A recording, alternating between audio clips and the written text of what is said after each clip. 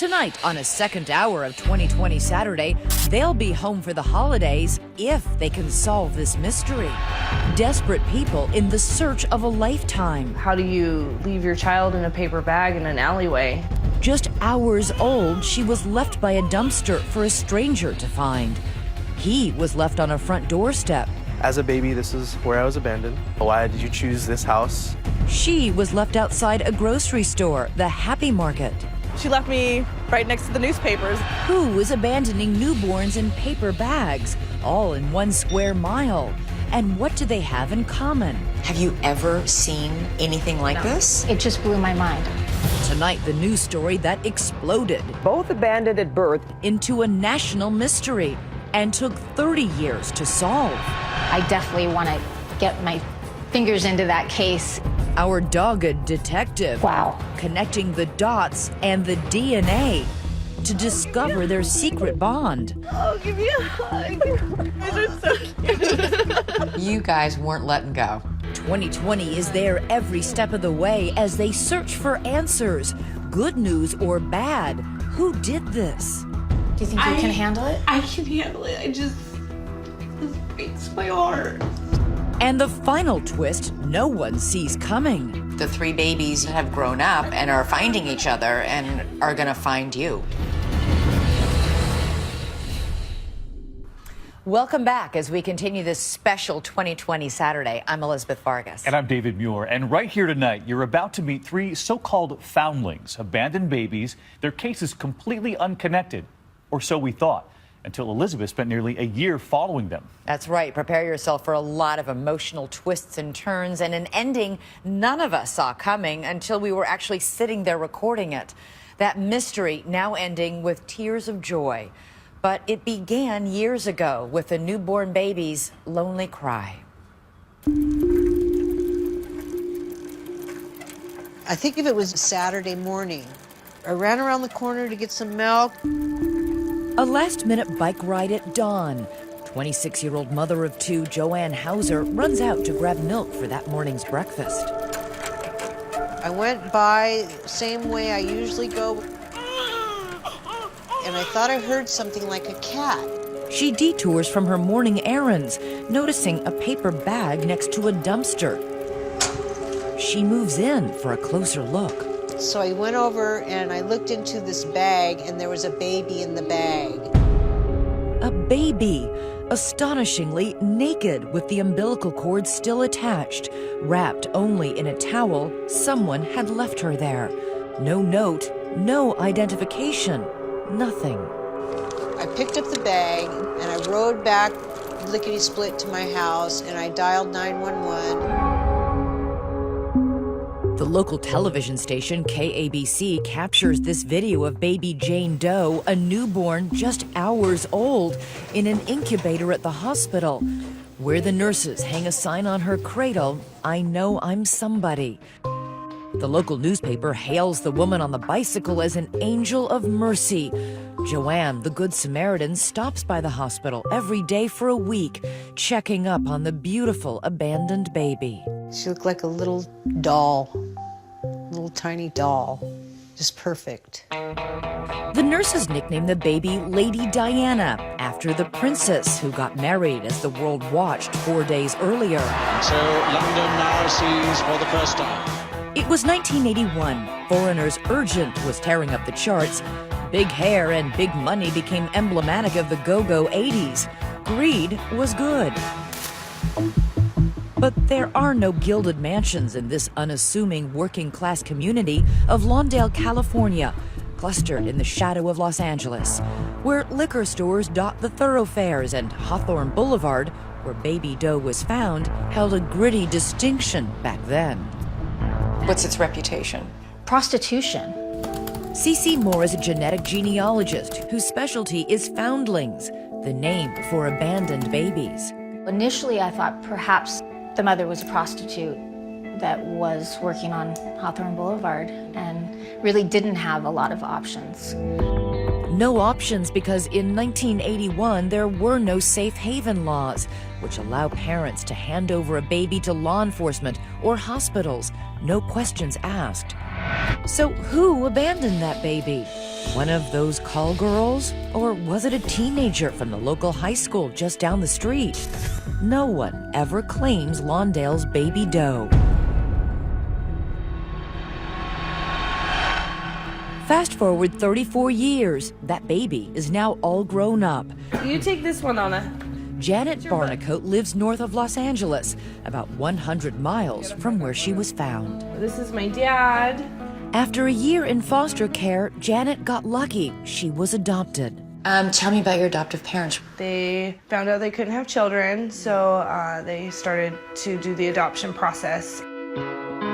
Janet has an idyllic childhood, boisterous birthday parties, dance lessons, and even her own pony named Crocodile Dundee. Around the time Janet entered junior high school, she started to pepper her parents with questions about her past. Do I have siblings? Who are my parents? Why was I adopted? Why didn't they want me? The Barnicoats sat her down for a candid conversation. I just remember sitting at the kitchen table and they had pulled out the newspaper articles about the lady who found me riding her bike. And Janet always knew she was adopted, but when she found out she was abandoned, she was shaken to the core. I got really mad and angry, and I held on to that for quite a long time. And Mad and angry at my birth mother for, felt like she tossed me away. It was tearing me up inside, and I couldn't handle that anymore. And then you're gonna go G, rest. Janet is now mother to her 5 children. Once upon a time, and once having my own children, you figure out what that natural true love is, and I just couldn't understand how she didn't have that for me. Because Janet is a foundling, she has no identifying information, no medical records, no birth certificate. It's a total blank slate. As far as identity, there's no history, there's no roots. Desperate for any clues, Janet turned to that 34-year-old newspaper article and comes up with a name.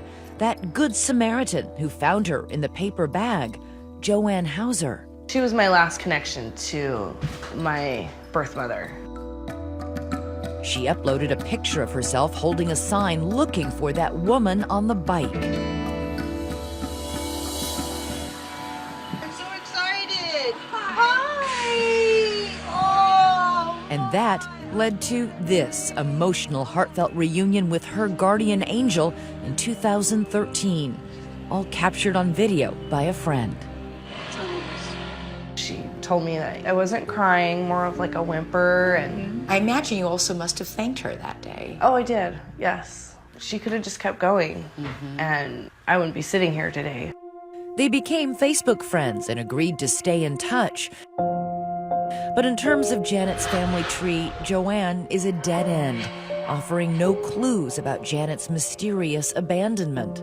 The only other way that they can learn about their heritage and their birth families is DNA. She sends a saliva sample to Ancestry.com, and almost immediately, Baby Doe hits pay dirt, a notification she has a match. And I was like, what? Wait a minute. But not just any match, a match on her maternal side. It's a brother sharing the same mother. His name, Dean Hundorf. Elated, Janet looks him up on Facebook, and staring back at her is a mirror image of herself. And I was like, oh my goodness, it's a boy version of me. Well, that must have been a thunderbolt. I mean, to think all your life I will never know anything about my biological family. Now, boom. It was amazing. It was so great. When we come back, what's the bombshell about that brother's past that could be the biggest clue yet? It's an extraordinary thing for a mother to abandon one baby, but to abandon 2. Stay with us.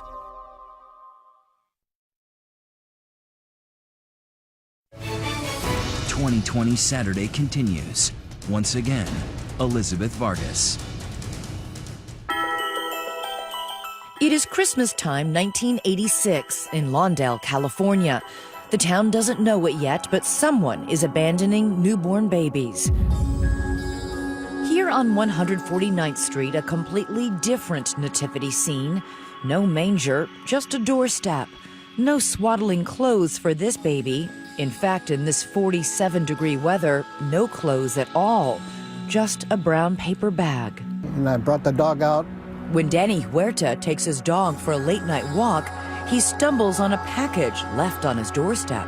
My foot hit something right here, and I reached down, and it was a bag, and I picked it up, and it felt heavy. You know, something's in here, and there was a baby in there, baby boy. Just like Janet Barnicoat, this baby boy is only hours old, the umbilical cord still attached, also left in a paper bag. Huerta's house is just more than a mile away from the alley where Janet Barnicoat was found as a baby 5 years earlier. Once again, a local news crew captures the footage of Deputy Timothy Kane arriving on the scene, carrying the little bundle to a nearby hospital. 29 years later, he remembers it like it was yesterday. It was extremely dark that night. It was cold. He appeared to be 2 to 3 hours old. You know, it's just a young baby, and, you know, nobody there to take care of it. You wonder how somebody could leave a baby in a bag. Flash forward 29 years. Oh, wow, look at it. There it goes. That baby is a grown-up father with his own baby boy. Peekaboo. Dean Hundorf lives with his wife Adrian in Wisconsin. He's the long-lost brother Janet has found through DNA. Like his sister, Dean was also adopted by a loving family. Lots of kids who are adopted grow up with lots of questions. Absolutely. What were yours? I can remember one major thing that sticks out in my mind, what my ethnicity was. I was a big kid growing up, so my friends thought, you know, maybe I was Samoan or, you know, something like that. Trips to the beach, happy Christmas mornings, Little League games. Dean had a childhood to be envied, but nevertheless, he felt incomplete. I always was wondering where I came from, who my parents were. And, you know, I maybe tried to push it aside just to forget about it, but, you know, it was always there. When Janet and Dean begin to compare notes online, they realize not only are they both adoptees, but unbelievably, they discover they were both abandoned by the same mother. I said, yeah, I was abandoned at birth, and I don't have any information about any of my family. And then that's when she said, well, you know, the same thing had happened to her. I imagine she did the same thing I did and was like, whoa, what's going on? A DNA detective for 16 years, genealogist Cece Moore, says the story of Janet and Dean may be a first. At that point, I had never seen it before. It's an extraordinary thing for a mother to abandon one baby, but to abandon two. Yeah, it's hard to imagine what her circumstances must have been. Dean flies 2,000 miles to Los Angeles to meet Janet for the first time. It is so extraordinary for two foundlings to be related and then find each other. The local news is there to cover it. What was that like to put your arms around your sister for the first time in your life? It was like we had known each other forever, and there was never, like, we never skipped a beat. It was a brother hug. Once again, Janet's on Facebook celebrating the new bond forged by blood. But that vexing question remains. What kind of mother abandons not one but two babies, just 5 years apart and a mile away from each other? In a case like this that's really unique, I definitely want to get my fingers into that case and try to do some detective work to see what I can find. Meanwhile, Dean is doing some detective work of his own. Just like Janet, Dean feels the need to go back to the people who found him. He lands on that doorstep once again, where he was orphaned. And there, another lucky break. I'm Danny. Danny. Hi. I'm Dean. The same family still lives there. Come on in. It's good to see you. As he did 29 years ago on this stoop, Danny Huerta takes Dean into his arms. Danny also spent the last 3 decades wondering what happened to that baby. This is the baby you and Dad found. Inside, Dean is introduced to Danny's family.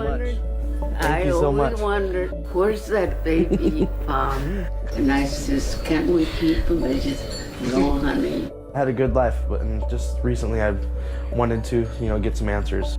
And in his honor, they have a warm surprise. We thought about you all your birthdays. We didn't forget. But as meaningful as it is to reconnect with the people from his past, none of them can provide any clues to Dean to how or why or who abandoned him at birth. Once again, Janet and Dean have hit a brick wall.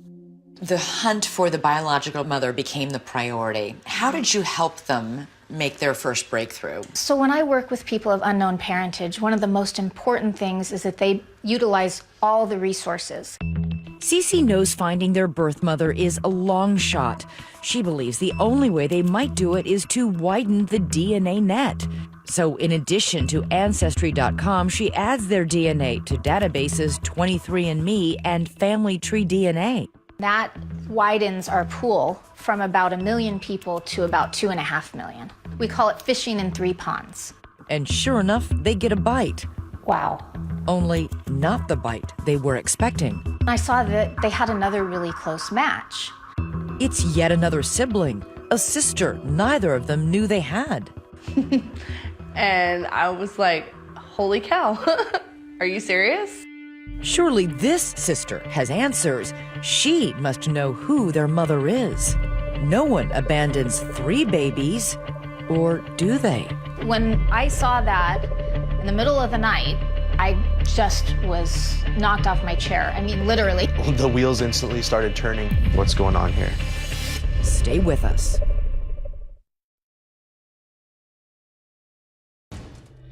DNA detective Cece Moore has been up all night. She can't get out of her head the notion that someone has been abandoning babies. She's determined to help those 2 now grown-up half-siblings, Janet and Dean, find their mystery birth mother. And at 2 a.m., she strikes gold. A DNA match to yet a 3rd sibling. But all she's got to go on is the woman's date of birth. So I went into the California Birth Index, put her date of birth, and someone came up. Her name was Julie Christine Doe. That's what they use for a foundling. What went through your head? I could not believe it. We had 2 foundlings, now we have 3 foundlings. 2 is shocking enough. 3 is unprecedented. Although they had different fathers, all 3 shared the same mother. Who is she? Did she do this by herself? Why would she abandon them? Cece's research culling old newspapers reveals a familiar refrain. A baby, hours old, umbilical cord still attached, wrapped in a towel. So Julie was left at the Happy Market. It's a nice name. Yeah, if you had to be left somewhere. It was in the wee hours of a January morning in 1985. This time, a delivery man dropping off the morning newspapers discovers a baby wearing a blue jumpsuit. But the mystery remains. Who, during the 80s, would get pregnant 3 times, give birth 3 times, and then put the baby in a sack and drop it for someone to find? I've always known I was adopted. Julie Hutchison, like the others, would be adopted into a loving home. Birthday cakes, kittens, and petting zoos punctuated her childhood.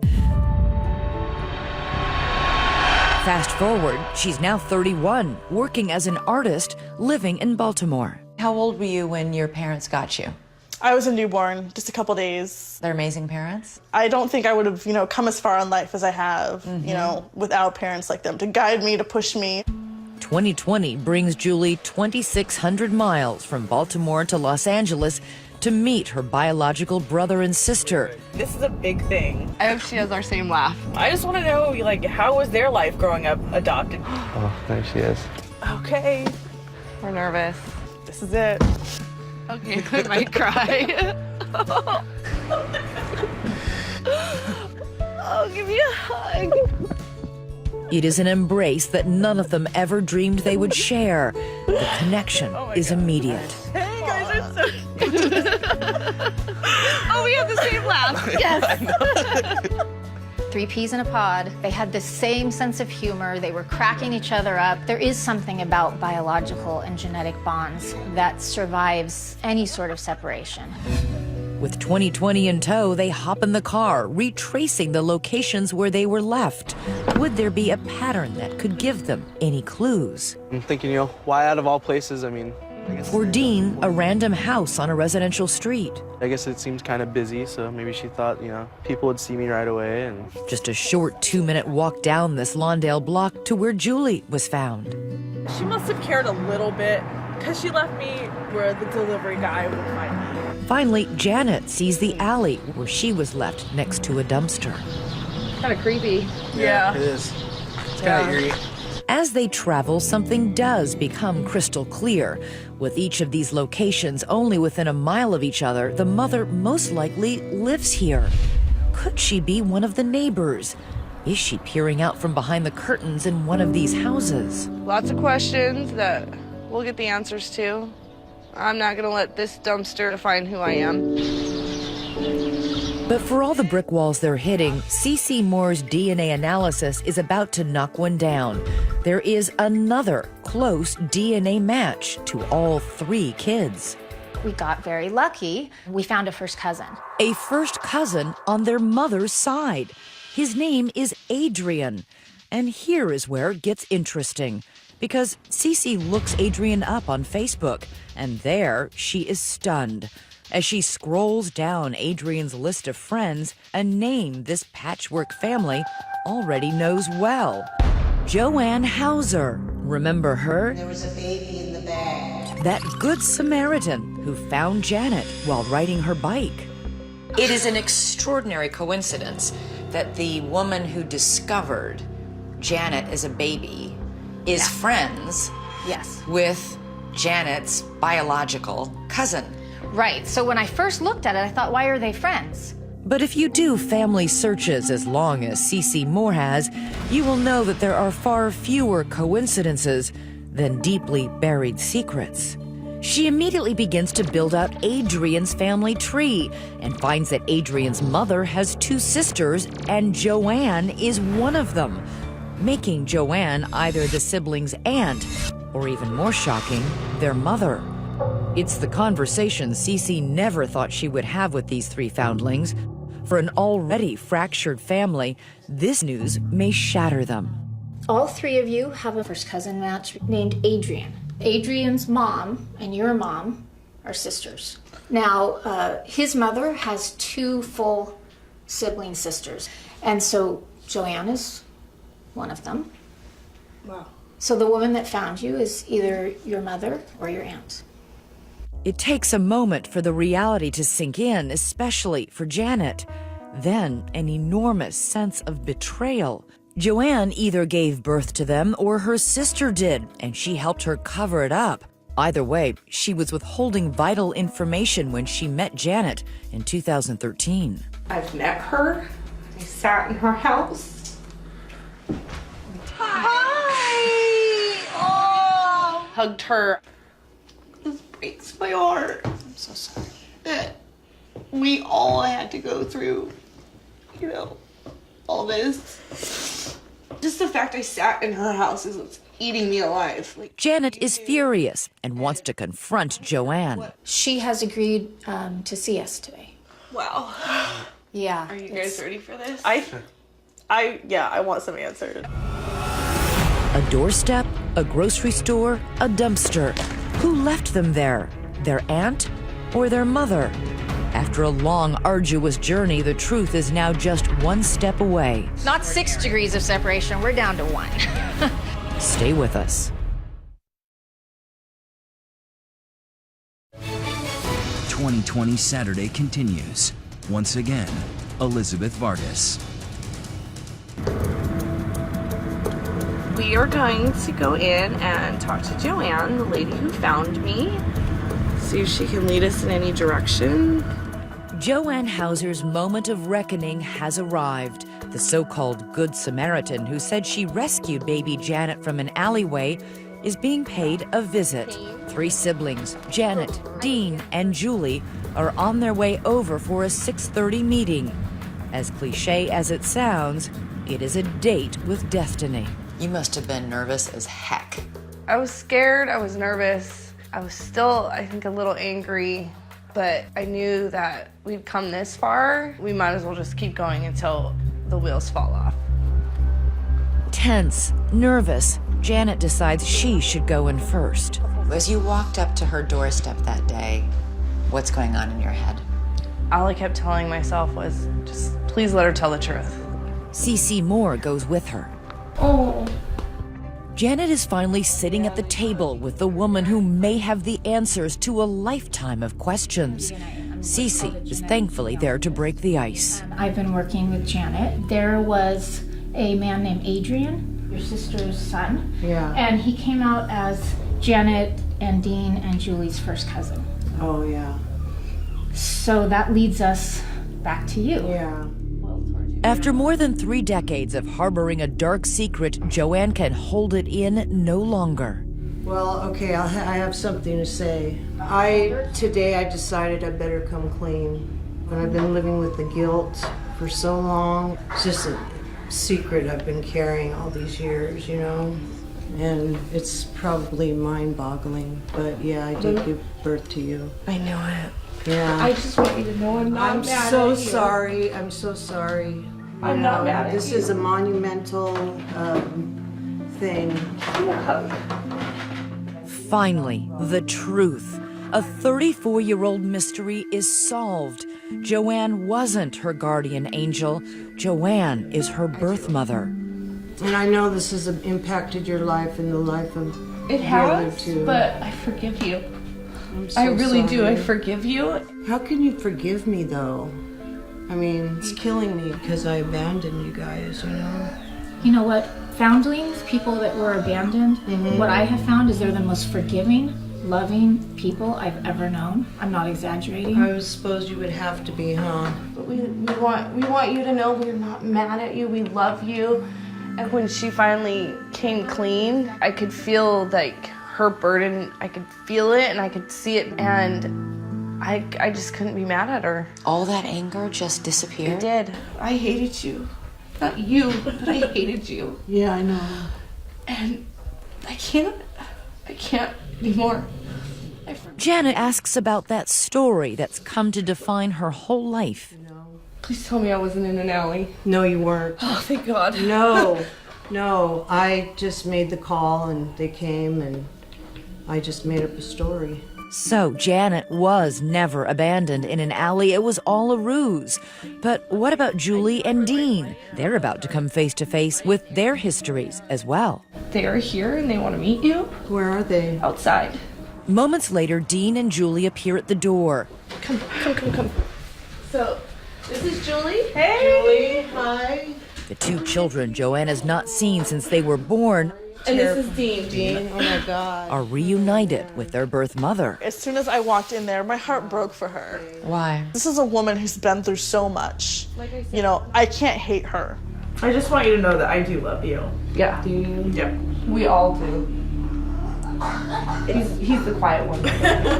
For Dean, forgiveness comes hard. She just looked like a stranger to me. You know, she didn't There look. was no flicker of recognition? No. Not like you had with your own sisters? No. I can't imagine you've ever forgotten about us, right? Never. Harboring a secret has clearly taken a toll. They're about to learn just how big. It's been killing me all this time, and it's killing me now. No. It is not a figure of speech. Joanne recently suffered both a heart attack and a stroke. The timing was significant. It happened just as Janet, Dean, and Julie's odyssey was playing out on Facebook. And Joanne, a Facebook friend, was watching it all. Joanne watched Janet find Dean and then watched her find Julie.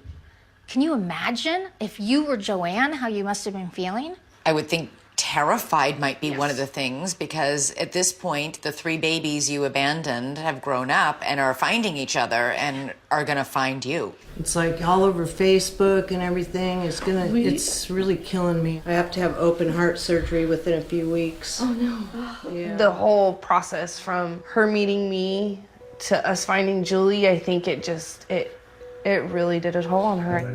Miraculously, they've met their birth mother after endless searching, only to realize their time with her may be limited. What were the most important questions you needed her to answer? Did she love us? You loved us. Yeah. Yes. And I'm sure that I still was... do. Yeah. She said, oh God, yes. I still do. I'm so sorry. You're okay. Come here. When we come back, for the first time, the woman with a lifetime of secrets opens up to 2020. Why did she do this? How did she do this? Did she have help? Tell me what you were thinking. You're asking me these questions, and I would like to know the answer myself. Stay with us.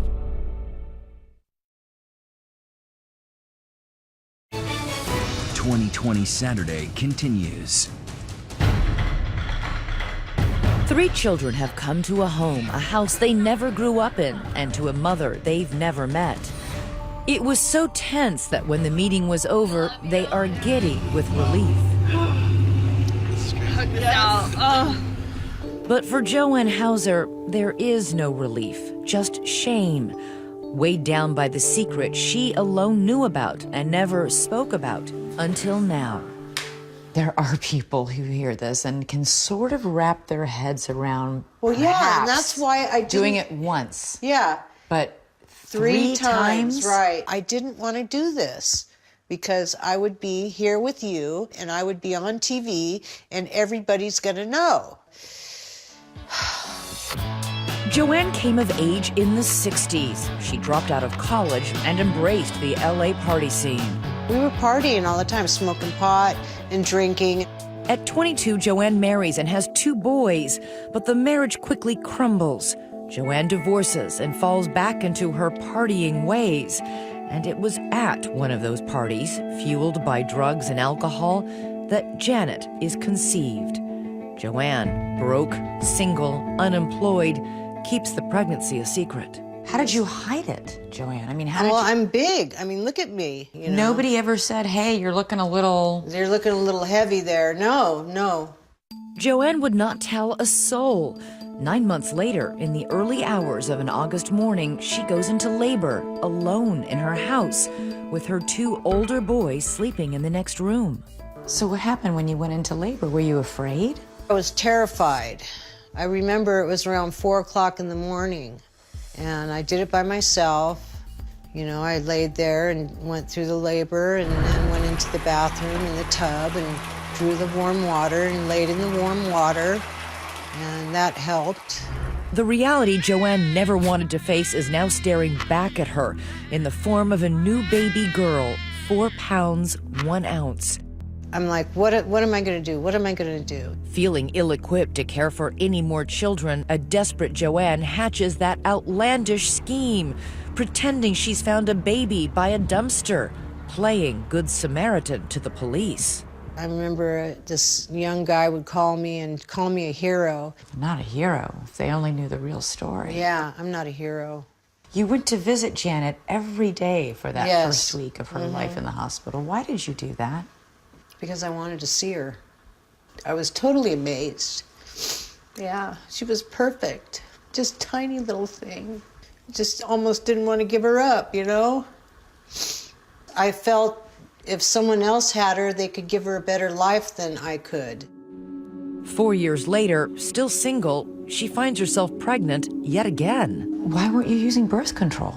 Stupid, crazy, not thinking. Julie, like Janet, would be born at home. The mother, with no medication, no help, cuts the umbilical cord herself. Julie was born on one of your son's birthdays. Yeah, January 19th, yeah, my oldest son. After you left her at the Happy Mart, Yeah. you came back and threw a birthday party. Yeah, I did. Yeah. How did you do that? That was tough because I was not feeling too great after I had her. Photos from that day capture a pale Joanne, smiling through the pain of just giving birth and then abandoning her second child. What was going through your mind as you're celebrating the birthday of one child, having just given birth to another child and left it behind a store? You know, I felt like I was the biggest hypocrite in the world, you know. And shockingly, it wouldn't be the last time. The very next year, Joanne is pregnant again with Dean. For the 3rd time, she endures labor alone, delivers a son alone, and cleans up alone. I remember driving around with him in the car. It's like, what can I do? What am I going to do? So I knew the first time he cried, they would probably open their door and find him right there, you know?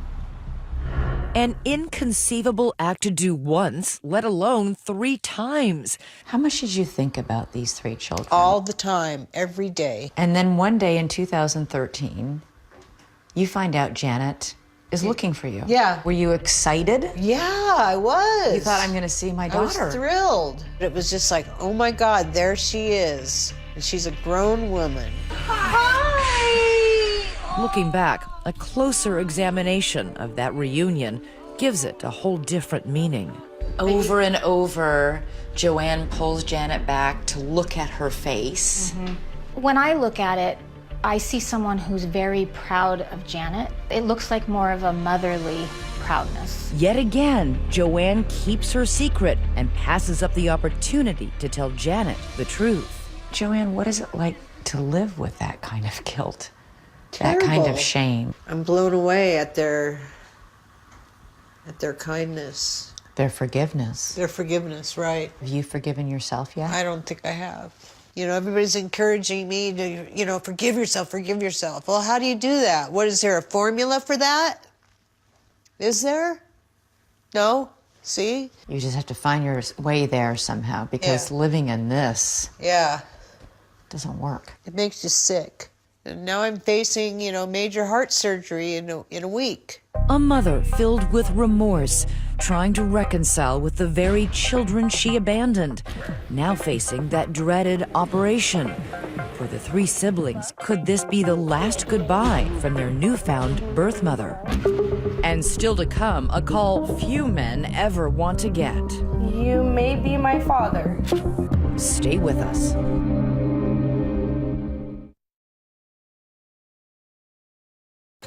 It is 5 o'clock in the morning, and I'm here at the hospital because my biological mom is having heart surgery. Did you get any sleep last night? A little bit. It is time to mend a mother's broken heart. Janet wonders if this hug is her last. I love you. I love you too. Just before she goes into surgery, Joanne has one last gift for her children, the names of the men who fathered them. Even if she made a lot of bad choices in the past, she's starting to make good choices now. There's never a phone call that someone is expecting to get. Normally I call him. Cece coaches Janet through a phone call to the father, Kent. Okay. And after leaving a message, a call back. Oh, what do I do? Pick up, pick up. Hi, Kent, how are you? Yes, you may be my father. I actually do know who my mother is. Her name is Joanne. Were you with a woman named Joanne in the 80s? Kent truthfully acknowledges that he was with Joanne back then, but says he is in shock. He's just trying to take it all in. I couldn't imagine what you would be going through with a phone call from someone random. Hey, I'm your daughter. Aww. But then something unexpected. Choking back tears, he tells Janet he always wanted a little girl. Bye-bye. Oh, that broke my heart. He's crying. A few days later, father and daughter meet for the first time. Oh, So good to see you. me too. I love you like my little girl. Little did Kent know he's also a grandfather. And Janet wasn't the only one who got to meet her birth father. Julie meets her birth father, Bobby.